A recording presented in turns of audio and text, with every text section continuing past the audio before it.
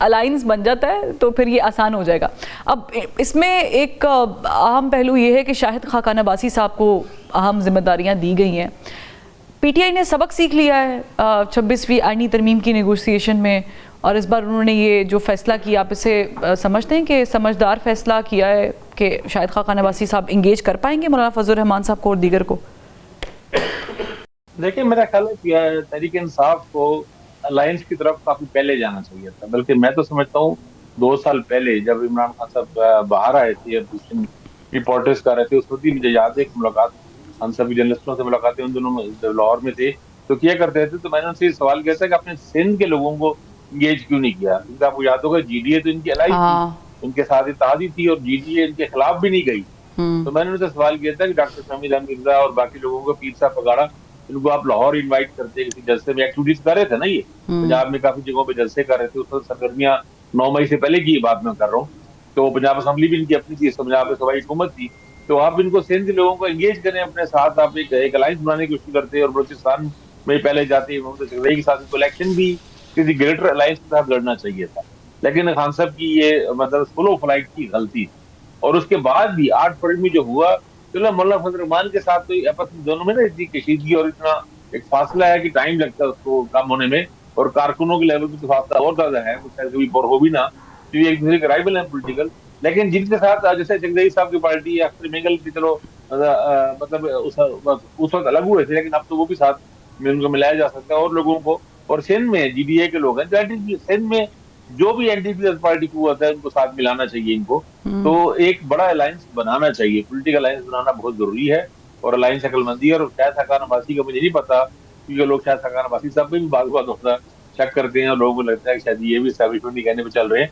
लेकिन बहरहाल पीटीआई अगर उनको एतमाद कर रही है और एक अलायंस की तरफ जा रही है तो जाना चाहिए, एक अच्छी मूव है जरूर। अभी आप बात कर रहे थे कि भाई अगले 10-15 साल की तैयारी कर रही है हुकूमत नून लीग की, तो एक फिक्रा कहना चाहूंगा, मुझे तो ये लग रहा है कि ये सारा सेटअप किसी एक पावरफुल यानी किसी सिविलियन डिक्टेटर के लिए इन्होंने सारे इंतजाम पूरे कर दिए।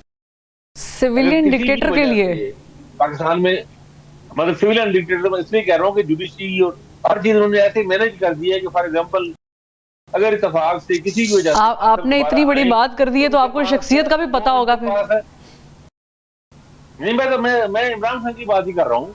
अगर इत्तेफाक से इमरान खान वज़ीर-ए-आज़म बन जाए तो अब इनके पास अपोजिशन को उल्टा लटकाने के तमाम तरीके मौजूद, और किसी से बचने का रास्ता कोई नहीं होगा इनके पास, पीका से लेके जुडिशरी को। और लेकिन उसमें अगर है ना, वो अगर का रास्ता ही तो पार नहीं हो रहा खाकानी साहब। पाकिस्तान में अगर जो है ना, ये कभी भी किसी वक्त हो जाता है, यहाँ पे कुछ पता नहीं है। अच्छा। हमने देखा है ना, यही नवाज शरीफ साहब के बारे में कौन कह सकता था कि वो आएंगे दोबारा? नहीं आए, क्रॉस लगा दिया, नहीं आए, लेकिन आ गए। नवाज शरीफ साहब नहीं आए, मतलब हुकूमत उनकी आ गई है ना। नहीं, उनकी नहीं है हुकूमत, खाकवानी साहब उनकी नहीं है। मतलब मदे तो ले रहे हैं ना, मदे लूटने की आता हुकूमत फुल है उनके पास।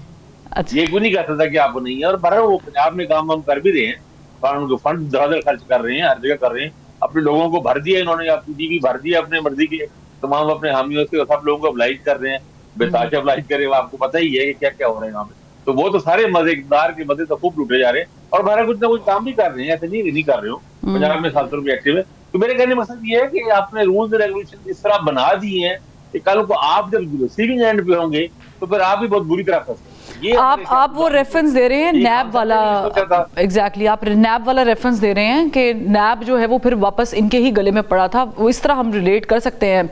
लेकिन आमिर इलियास साहब, प्रॉब्लम ये है कि ये बातें समझ भी नहीं आती ना, जब आप हुकूमत के मज़े ले रहे होते हैं और इक़्तिदार के मज़े में होते हैं, फिर आपको होश नहीं होता। आप कहते हैं कि जो ये काम खान साहब ने भी बहरहाल किया था, लेकिन अब मुझे ये बताएं कि इसका हल क्या है? क्या ये जो अलायंस बनेगा ये सड़कों पे निकलता हुआ देखेंगे आप, या नेगोशिएशन में दोबारा से टेबल टॉक को स्टार्ट करने में कोई अहम किरदार अदा किया जा सकता है इस अलायंस का?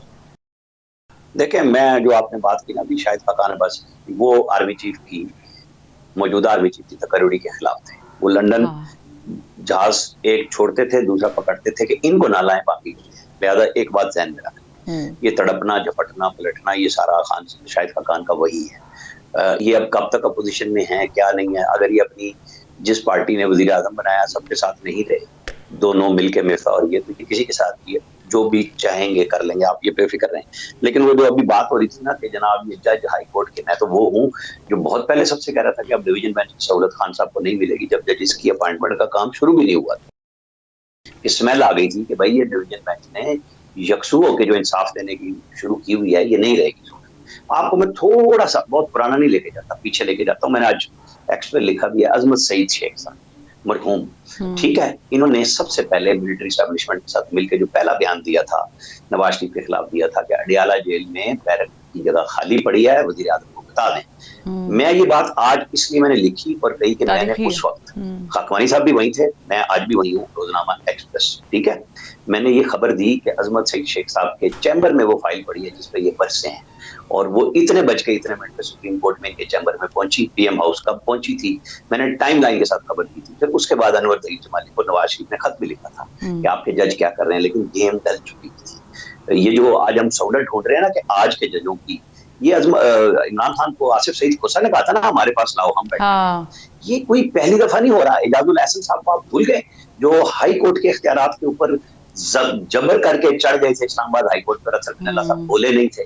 एक हाई कोर्ट के जज, ये हाई कोर्ट की जुरिस्डिक्शन थी, एक साहब अदालत सुप्रीम कोर्ट की नहीं थी, और उसको मॉनिटर एजाजुल एहसन साहब करते थे। और मैं उस वक्त जब वो जज थे, उस वक्त कहता था कि जनाब आपने डिप्टी चेयरमैन नैब जो अब फौत हो गए ताज साहब, उनको बुला के धमकी दी कि अपने चेयरमैन चौधरी कमर जमान को कहो कि मैं तौहीन अदालत का नोटिस दूंगा, बुलाऊंगा, सुनूंगा नहीं और उसको सजा दे दूंगा, उसकी ये चेयरमैन ही भी जाएगी। पनामा की रिपोर्ट जो आई है, इसको 6 हफ्ते वेट करे, इसको फॉरवर्डिंग लेटर लगाए और भेज दे। खोलने की जरूरत नहीं है, नैब का कोई काम नहीं इन्वेस्टिगेशन का।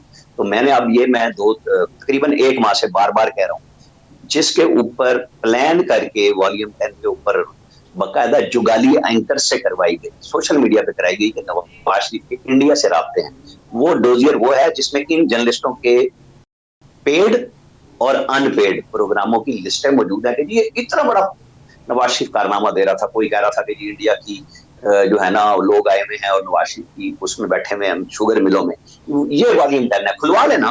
क्यों नहीं खोला उन्होंने? उस वक्त साकिब निसार साहब और ये आसिफ खोसा साहब, ये जो बड़े बड़े लिख रहे थे खलील जिब्रान के किस्से कहानियां, ठीक है, तो ये क्यों छुपे? इन्होंने एक वीडियो फोरेंसिक कराने के लिए उसके अंदर बहिश्ती जेवर की तरह पुलिस रात से मंजिलें जो क्रॉस करने के लिए लिखी हुई हैं, वो एक वीडियो फोरेंसिक की पाकिस्तान में डाल दी। ये कब नहीं रही सहूलत? जब जब मिलेगी, पहली दफा मिलिट्री और जजों का ना अलग अलग। प्रॉब्लम ये ना, ठीक कह रहे हैं, ये तारीख में है, ये रहेगा। और ज़रा के नहीं, मुझे बस थोड़ा सा समअप कर लेने दें, मैं स्टैंड कर रहा हूँ कि जब ये सहूलत कभी किसी के लिए और कभी किसी के लिए, तो फिर सीखना किसने है? ये सियासतदानों का काम। जिन्होंने हुकूमत करनी है उन्होंने सीखना है कि वो गलतियां रिपीट ना करें।